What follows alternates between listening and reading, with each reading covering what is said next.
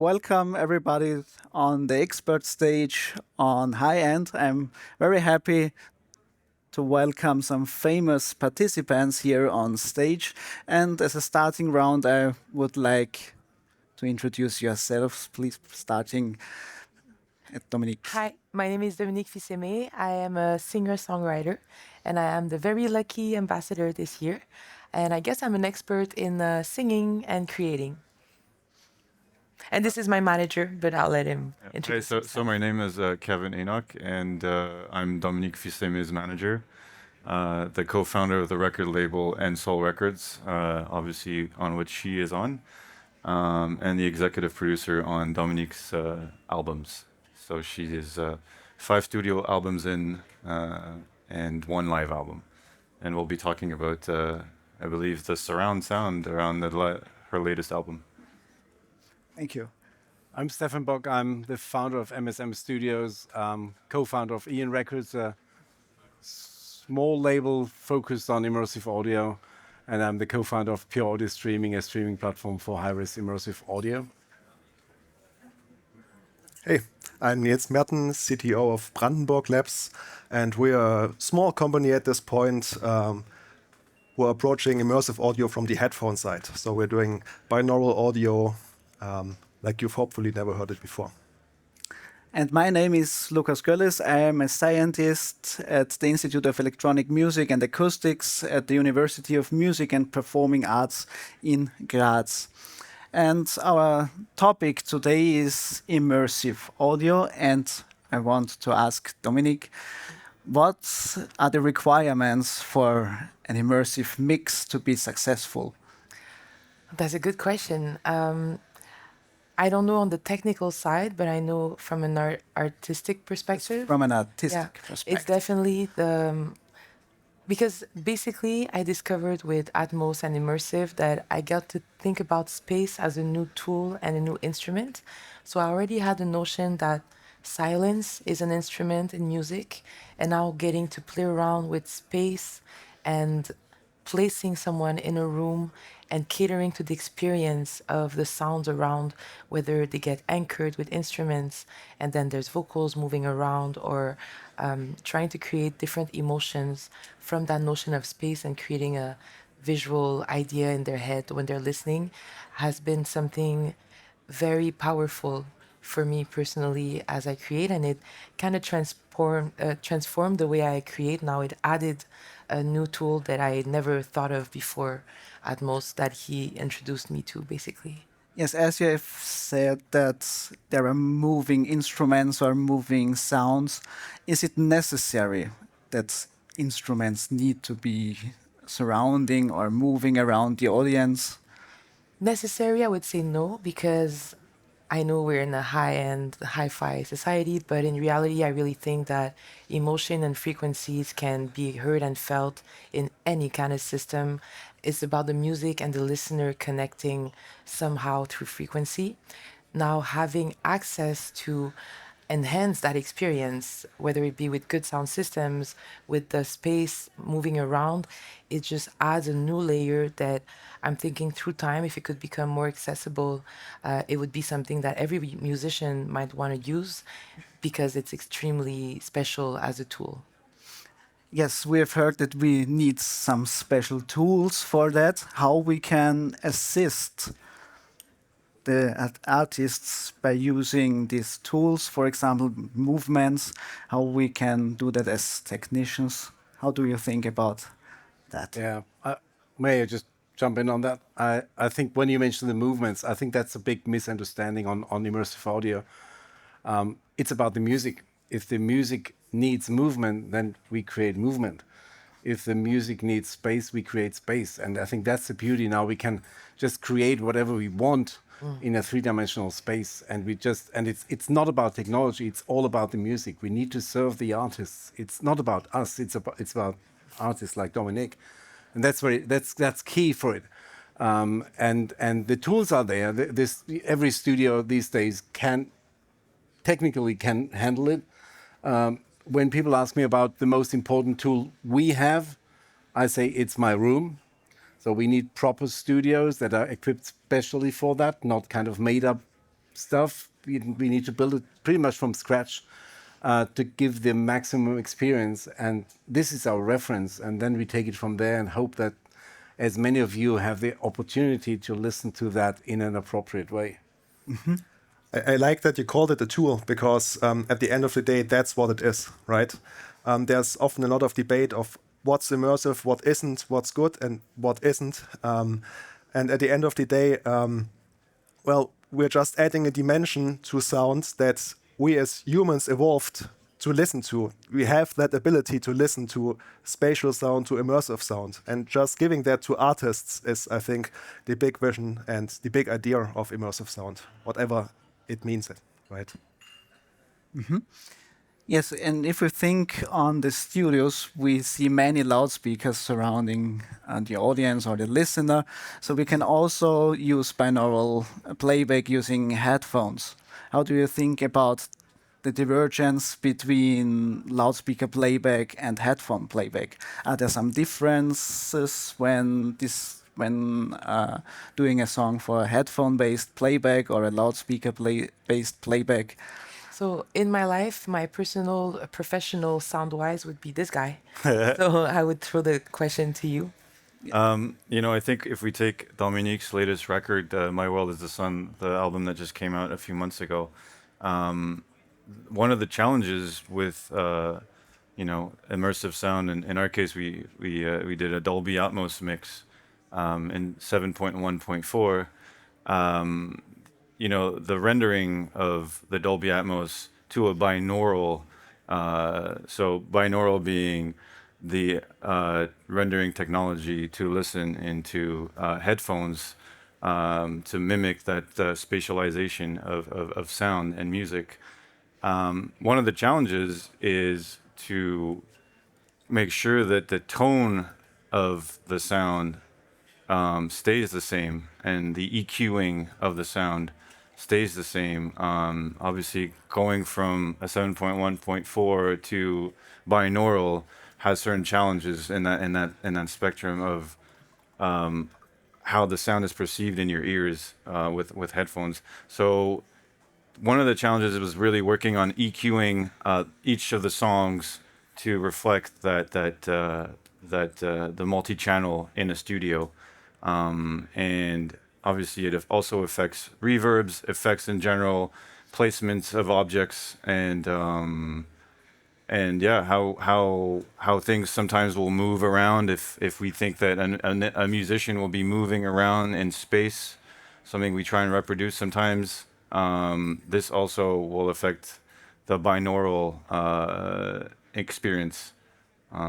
So I think we realized in 2023 when we did Dominique's first album, Our Route Deep album, the first one in Dolby Atmos, the binaural renderer wasn't capable of replicating certain sounds in the tops of some of the channels of the speakers. It wouldn't go that far.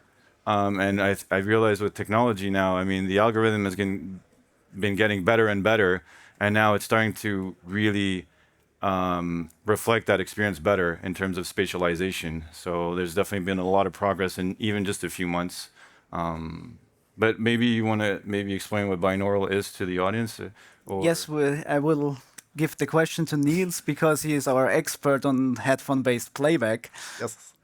Well, binaural just means by, of course, two, meaning two ears, right? So we experience sound, we experience the world with two ears. So in theory, that means if you can just reproduce what's happening at your ears at any given time, you can reproduce anything, be it your, some church concert, be it the beach or whatever, right? So that's the theory. In practice, it's more difficult than that because we're not only talking about signal processing, which we all know a lot about, but psychology comes into play. And that's kind of what I do on a daily basis, which is to have a look at how people perceive binaural sound and really make sure that we can reproduce it in a way that it makes sense perceptually. And that's a big topic, and it's still a frontier, I would say. Thank you. We also heard that we have different challenges to face when reproducing a spatial mix over headphones. What is the changing way? Well, first of all, I think it's important to start with a reference, and the reference, I repeat myself, is our room. And I've been around for quite a while and saw the development on binaural audio, and the good news is it has developed a lot. So if I think back 10 years from now, that was just a nightmare. That was just I just called it a joke. And these days it's come to a level where you can say, now we can get a kind of a representative of what we experience on speakers. Having said that, there is still a way to go, and I believe there's a lot to be improved. But taking the speed the industry took over the last couple of years, I'm quite optimistic that this gonna move on and be closer to what we know on speakers. And right now, my main concern is, depending on the services you use, it's this spatialization is one thing, but the transport to me is even more important. And you may know that most streaming services that stream immersive audio use a heavily compressed audio format. So think about that. You have a music signal, take the magic out of it, and then try to represent that on your ears. That's the biggest drawback for me, and that's why we've been working on pushing that envelope and make this transparent to the end user. Well, that's an exciting part about immersive to me, because to be honest, at this point in time, it kind of feels like the Wild West to me still. So I mean, we have over here, I'm working on the reproduction side. There's a lot to do there still. Then transmitting it is not solved at all. And especially, I would say, on the artist side, we had situations where artists would get into our lab, listen to our system, and they would become very quiet. They would be mind blown, and you see their brains working. And then after a while, they say, okay, this is great. I have to think hard about what to do with this. And then 5 minutes later, ideas start rising, right? And it's this process of everyone still finding their way with immersive audio, finding what matters to them, which is really exciting to me. May you just step in? We solve the transport. Yes. Now we're depending on you to solve the binarization. We're on it. It depends on you. Personally, Tell you. no, that's a lot of pressure. We've heard a lot of playback systems. What is your preference? Do you have a speaker setup at home, or do you have a studio where you listen to the music, or do you prefer listening to your music over headphones using binaural playback? My preference is in a live show, so I encourage you all to go see people in real life, because it's the ultimate immersive. I have to admit, the studio where we record, Studio Opus, he actually convinced them to equip themselves with everything we needed to not only mix in Atmos, but to record in Atmos as well. And it's a perfect space, not only because of the setup, but even the energy in the place. It's a wood place with water by it. And I do think that the environment you listen as well kind of plays a trick in it. So for sure, going to Studio Opus is the ultimate for me. Yeah. You mentioned that live performance is very important. Do you think that it is possible, or do you want to do a live concert using immersive audio with a speaker layout that is designed for using immersive audio? That's actually the next challenge that we want to tackle, being able to reproduce that experience from the album into a room. It's a big challenge. We're lucky that we have a few people that are interested in trying to create the speakers for it, and to work with our sound engineers, Jacques Roy, who made the vinyl, and Simon, who's going to be at the show tonight for whoever's coming, who also wants to learn how it can be done. And then ideally more and more spaces would have that available, because the challenge right now would be, is it possible to create setups that are small enough that we could carry them with us on tour until more spaces have the setups available and are similar enough that we can sound check them within, an afternoon and not a week of preparation. But I do think it's part of the future and something that could definitely enhance to another level the experience that we have in live shows. Could I Very- just jump in Yes. on that note? So far, I think that as far as I know, I haven't heard of a successful show in full multi-channel with speakers that sounds great. I think the way that it's been going, and maybe Stefan will have some thoughts on that. But at the moment, what I've heard in terms of shows was actually to reproduce that spatial experience was with headphones in binaural actually during a show live. So Stefan, I don't know if you know of shows right now that Well, have we've multi-channel. been involved in some of them, and if it's done right, you can get a real good experience for the audience, even to a level where we had a hard time to kind of get this kind of experience then again to a playback side and to be released on a platform. So if it can be done right, technology is there.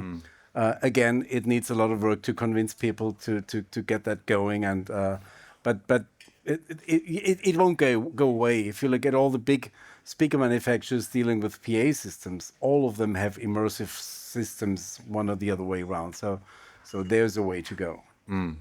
I did my PhD thesis on that topic, Oh. using live sound reinforcement for immersive content, and there we have seen that different things like volume balance between instruments from different directions and preserving the envelopment for greater part of the audience have different targets or different requirements to the loudspeaker system. So it's And to the room, probably. and also to the room, because if we change the room, for example, we are sitting in the studio, we have a complete different room, then we are wearing headphones, then we are switching off the room, and then we have some live venues where we have different or difficult room acoustics sometimes. So which role plays the room acoustics in that case? Well, a big one. In fact, one of the main differences of what we are doing on a daily basis of our binaural system is that we take the real room acoustics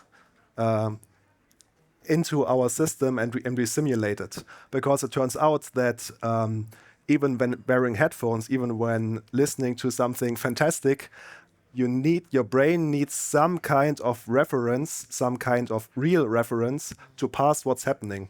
So the popular thing to say is that kind of like bats, we are scanning our room all the time. And if this information isn't there, well, it's not working. We can't properly perceive what's happening, right? And just to come back to when you asked me for the ideal listening, Yes. of course, studio is ideal because it's also where it was recorded. So that's where it sounds the best. But there is something very exciting and very intimate about getting to wear headphones and have this individual experience. And that's why I'm also very excited that there's you taking care of it all and making sure you enhance more and more. But it's already in a place where it allows people to have that immersive experience, which is very nice. So we have also discussed about loudspeaker playback and binaural playback.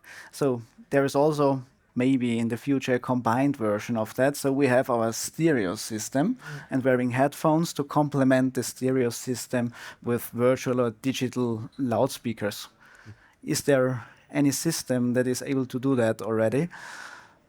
Well, we do it in the lab. I know of other institutions which do it, but not commercially, right? But it's a big thing because I mean, why is binaural interesting? It's interesting because well, it's tough to place many speakers anywhere, be it your living room, be it a concert hall, and especially not in the subway, right? So being able to have that experience over headphones is convenient, and it's probably the most simple way to get this to the end user.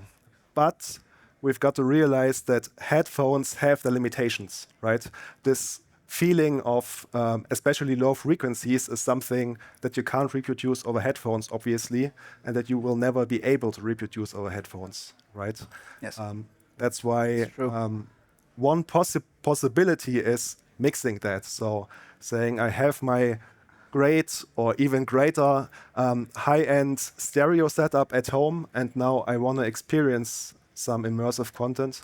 So I just put on headphones which are acoustically transparent, so you still get the full feeling of your stereo system, and now I enhance it with this, immersive content, the spatial content, and that's could be the best of both worlds.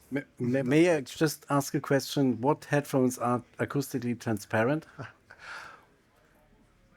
None that are on the market right now, except some very exotic ones. So in Graz, they made some great prototypes, I would say. We call it the mushroom headphone because it's a 3D printed housing, and it's more or less transparent because the driver is sitting on the side. So if you have a loudspeaker from the side, you will hear that there's something disturbing the sound.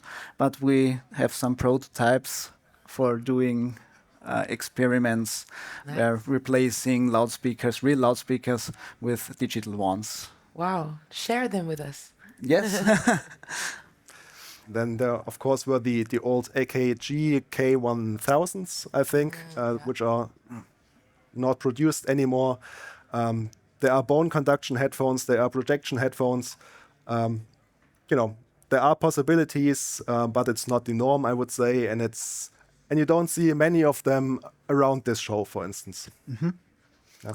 I think it is time to ask our audience if there is any question. Yes, in the first row. Thank you. There is other voyage in London playing since May 22. I don't know if you know it.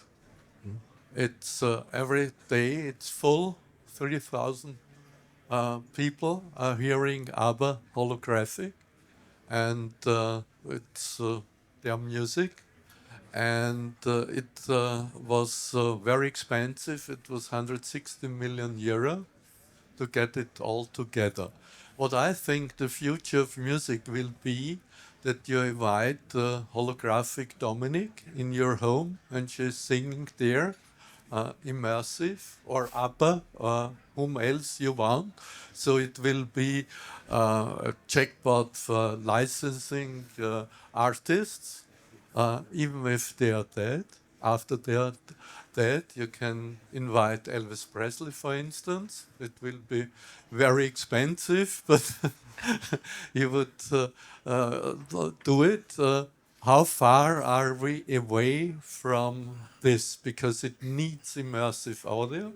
It needs some sort of glasses to see the holographic artist. How far do you think, as experts, are we away from this future? And it will be the future of music. I'm absolutely sure, because you see and have this tremendous audience in London every day full since end of May 22. So there is an enormous worldwide interest for that. Thank you.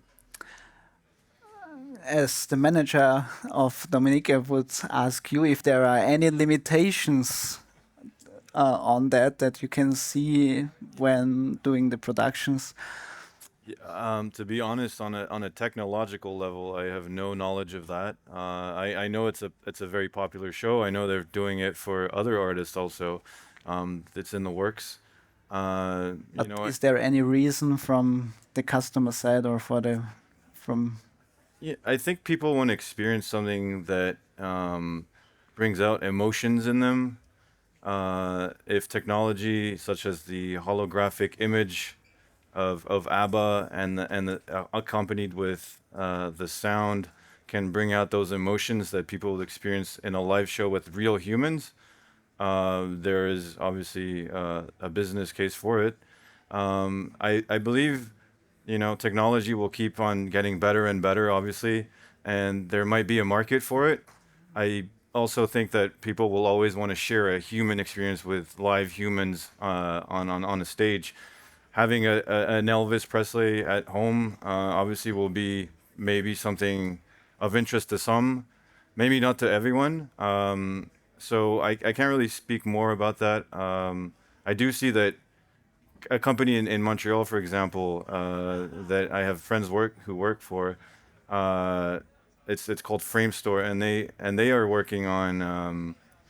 Actually, I don't even know if I can reveal who that person is, but they are working on a similar model with this holographic representation of someone playing soccer, football. I say soccer coming from North America, but I mean football.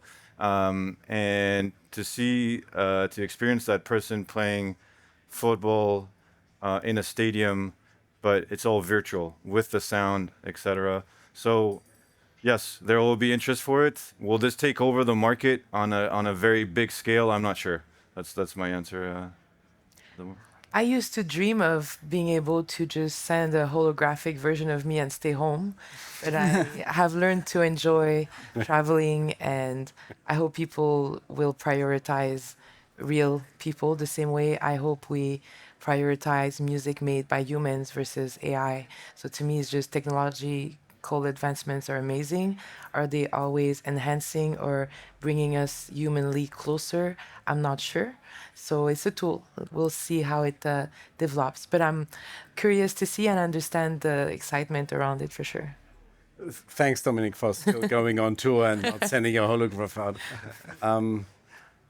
My personal take on it, we have by far more steps to solve, to dream about this thing, because that's a venue where you're going to go.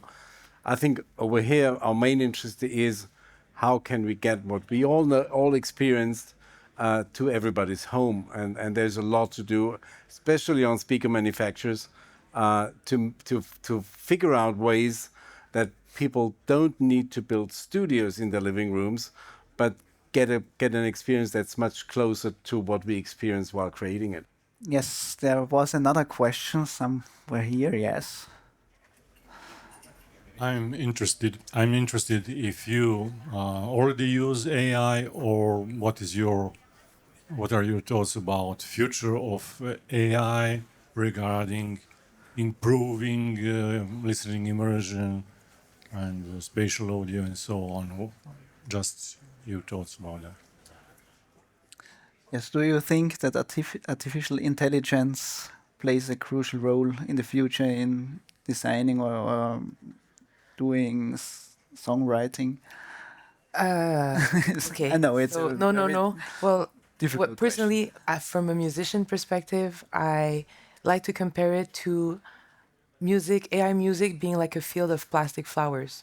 You cannot make tea from it. You cannot, the bees will not pollinate the same way our souls will not be fed because there's no human emotion put in it. If we vibrate with anything, it's just because it's stole from so many humans that we get a diluted version of the emotion. Now, can it help, technologically speaking, solve some problems or things around the technology for surround sound? Perhaps.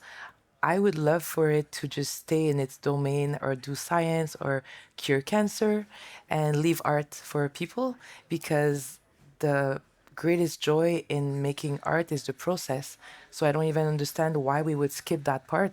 If I had to choose between the result or the process, I would keep the process and make it last as long as possible. So I I don't understand, and I feel a bit shocked that it's taking over so many places without even asking for my consent.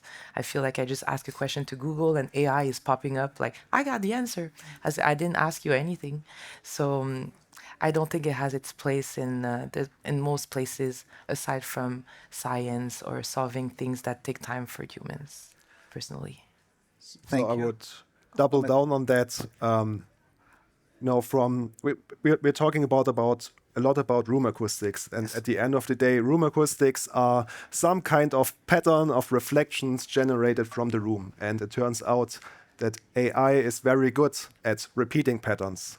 And that's where I can definitely see the use of AI in the future. where I personally would hate to see it, just to double down on that, is on the human element. Yes. Because when I listen to music, it's to have that human element, to listen to someone expressing themselves and not just some machine reproducing the average of every artist that was before it. Thank you. Yes, thank you for the nice answer. Is there another question? Yes. Yes, so one thing that usually helps anchor immersive sound is like when I move my head, because the speakers, obviously, they stay where they are, so I get to experience different angles of my ear's response. So my question would be for the binaural side of things, do you use head tracking or something like that to replicate this? Yes. So, well, I got to do a bit of advertisement now. The system we are doing, it's different from what you can hear as binaural right now in two ways.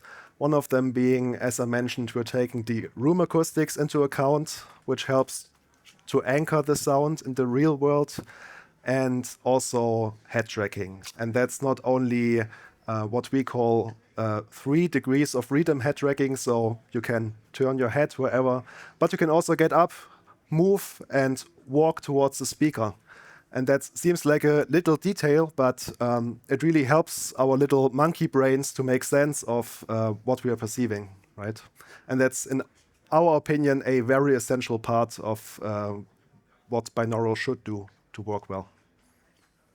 So there is an effort of doing 6 degrees of freedom. So we have 3 degrees of freedom is including the head movements, and also we have 3 directions where when moving around. So we have 6 degrees of freedom. And also we have then multiple ways to also incorporate the speaker directivity at university. So we have different projects seeing on that purpose. So, is there another question from our audience? Okay, I only wanted to ask if it's possible to get your music to buy in this place, or is this... Yes, absolutely. You can. I think in acoustics tonight from 3 to 4. Well, they have vinyls all day, but I'll be signing some of them. So if you want to buy it and get it signed or say hi, you can come by in acoustics. So also, when? oh, so physical format. Here we're carrying. We don't have the Dolby Atmos, pure audio, or I think as we are thinking of making. But right now we have the vinyl, so it's only stereo. So vinyl and CDs in acoustic. The booth that is on level 0, I believe. Dominique will be doing a signing at 3 p.m. But you can listen to the album in immersive audio on actually Stefan's the co-founder of this platform, Pure Audio Streaming, I believe in 7.1.4. That's right. And so that's a streaming service that is uncompressed for immersive, which is I believe a first. It is, yeah. Yeah. And then it's also available on other websites and for download in MKV. Also, if you were asking about the Dolby Atmos or Spatial mix. I have another question. For modern songwriting or modern producing, is it better to produce stereo, or is the future to produce immersive content? What do you think on that? I think it's better to produce from the heart, and then whatever shape or form it takes, you will instinctively know what format makes the most sense, and then I have great people around who will make sure that it sounds good everywhere. I think I don't know of any artist that thinks of producing for 2 speakers. You got music in your head and you want to get it out. And so far the limitation was 2 speakers, but none of the artists think in 2 speakers. That's just not happening. Did you ever think Mozart would have made compositions for 2 speakers? That's not the way to go. We just got so conditioned on music is 2 speakers or music is headphones, but music is much more than that. And there's certain music which needs certain formats or certain environments, right? I mean, try to listen to classic music without a proper concert hall or church or whatever. It just doesn't work. And I think we will observe the same thing with immersive audio once it gets more broadly available and once it's embraced more, right? Yes, as the time is going on quickly, I I want just to ask if there is another question from our audience. I just wanted to say this about stereo versus immersive audio in general. With Dominique in the studio, before we ever started playing around with Dolby Atmos, Dominique has always thought about music in a very spatial way. Again, she mentioned the importance of space as an instrument, as silence as an instrument, and the engineer Jacques Roy, with who we worked with, has always thought about staging the audio in a certain way that it has a larger, more deep sound to it. So instead of really hearing just from the left and right speaker in two channel, the idea is to hear it coming from around the speakers as well.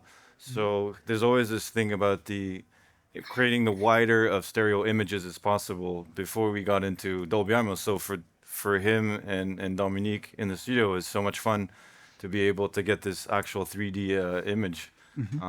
But it came from the idea of already trying to make the widest of stereo images As possible.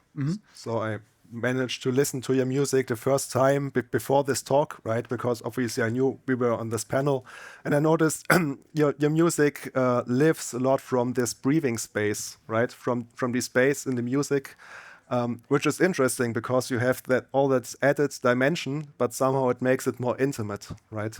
Thank you. I appreciate. And that's definitely one of the goals. It's always been about making sure that it could create a feeling of proximity with the listener, because I feel like it's very intimate the way I create. And it's right, it's in your head.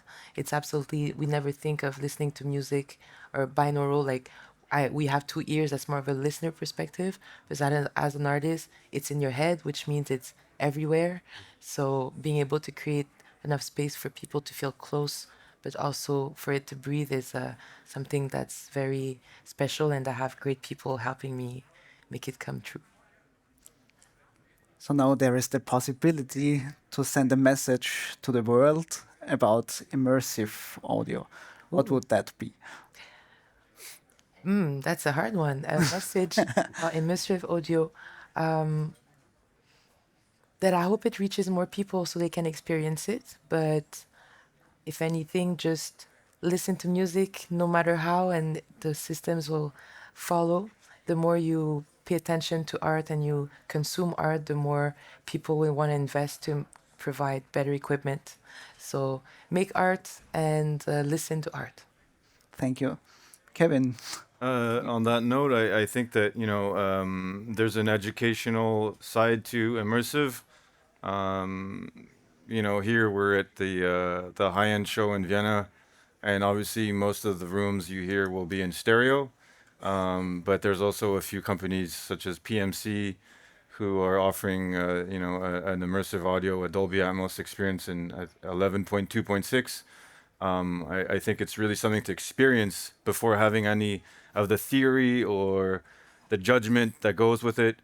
People will judge, any new technology, and until you've experienced it, you can't really get the benefits. So for me, it really is to have as many people experience it in a room that is properly calibrated with a good mix, because unfortunately on the market now we've been flooded with not great mixes in terms of spatial audio, and so people sometimes will hear it and they're like, oh, this is garbage, but it's not a proper mix, in my opinion. A lot of the stuff has been upmixed because it also became a marketing trend to have everything in spatial audio, and so I think the education around it is very important.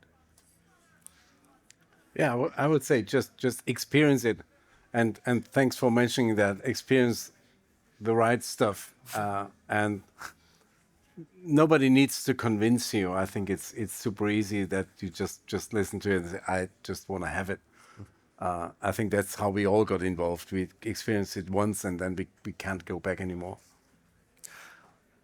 Not much to add to this, just maybe I met a gentleman earlier actually on the terrace up there, 70 plus years old, and he told me, wow, I've experienced so much, there's nothing new to experience in music and music technology anymore.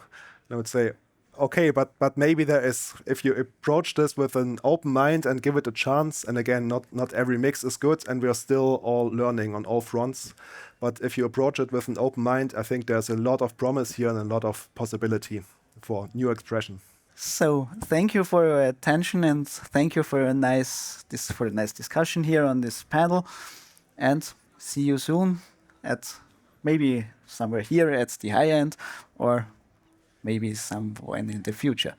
Thank you. Thank you for leading the panel. Thank you. Thank you.